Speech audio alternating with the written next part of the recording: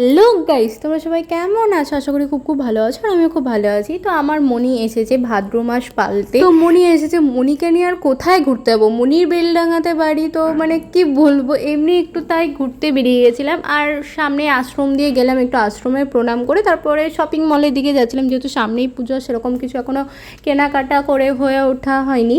তো সেই কারণে মলের দিকে চলে গেছিলাম দুজনে মিলে হাঁটতে হাঁটতে। মানে মেন ব্যাপার, মনি বাড়িতে থাকতে ভালো লাগছিল না, তো সেই জন্য রাস্তা দিয়ে একটু ঘুরতে হাঁটতে বেরোচ্ছিল শরীরটাকে ফিট রাখার জন্য আর কি। এখানে আমাকে আমার মনি বলছিল যে মনি ওই হাত ঘুরিয়ে আমি যে ভিডিওটা করি না, ব্যাক ক্যামেরা এখন আমি ভিডিওটা করছি, মনি এরকম হাত ঘুরিয়ে ভিডিও করতে পারে না। তো বলছে পুজোর আগে আমাকে এখন শিখতে হবে, সেই কারণে আমি এখন হাসছিলাম যে প্র্যাকটিস করে নেবা, তাই বলছি। দেন আমি কিছু টপ দেখছিলাম, তো দুটো টপ নিয়ে আমি ট্রায়াল দিয়েও দেখেছিলাম, কিন্তু ব্যাপারটা হচ্ছে আমার একটা টপ সাইজে আসেনি, আর একটা টপের একটু আমার দামটা বেশি মনে হচ্ছিল। মানে অনলাইনে শপিং করে করে এমন হয়ে গেছে যে শপিং মলে গিয়ে দাম প্রচুর বেশি লাগে, তো তাই ওখানে কিছু নিয়ে বেরিয়ে চলে এসেছিলাম। দিয়ে তারপরে ঢুকেছিলাম প্রাইমার্টে। প্রথমে গেছিলাম সিটি বাজার মেট্রোতে, আর এটা মনির একটা দিদি মতন হচ্ছে, বান্ধবীর মতন।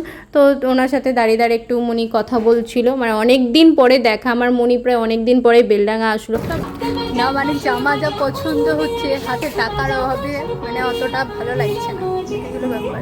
আর একটা ব্যাপার হচ্ছে, আমরা শপিং করবো বলে বাড়ি থেকে বেরোয়নি, আমরা জাস্ট বেরিয়েছিলাম ঘুরতে। তো ভাবলাম একটু মলের দিকে যাই, কিরকম কি কালেকশন আছে একটু দেখে, আর সেরকম ভালো কিছু পছন্দ হয়ে গেলে তখন নিয়ে নিতাম। প্রাইমার থেকে বেরিয়ে মেটো বাজারেও গেছিলাম, কিন্তু সেখানে কোনো আর ভিডিও করা হয়নি। কাকে ঝাল লেগেছে, মনিকে দেখে হাসবো না, আমারও ঝাল লেগেছে। মেন ব্যাপার হচ্ছে আমি ঝালই খাই না, কোনো ঝাল খাওয়া ছেড়ে দিয়েছি, সেই কারণে আরও বেশি ঝাল লাগে, অতটাও ঝাল লাগে, এর থেকেও বেশি ঝাল লাগে। সন্ধ্যেবেলায় রাস্তায় ঘুরতে বেরিয়েছি, তার উপর সামনে দেখছি ফুচকা।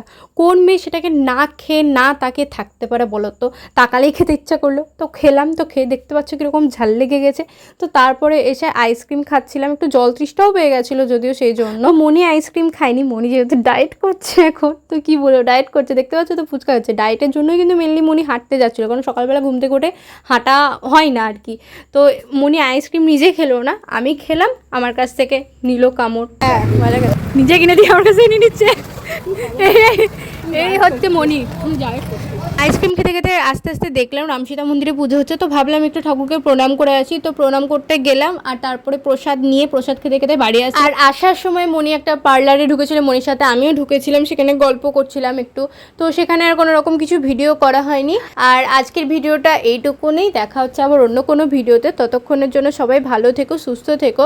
অ্যান্ড এই ভিডিওটা এতক্ষণ পর্যন্ত দেখলে একটা লাইক কমেন্ট করেছো। আর বেলডাঙা থেকে যারা যারা দেখছো তোমরা জানিও কোথা থেকে তোমরা বেশি বাজার করো, 3টে মলের থেকে। আর পুজোতে কার কটা জামা হলো সেটাও জানিও। তো আজকের মতন বাই।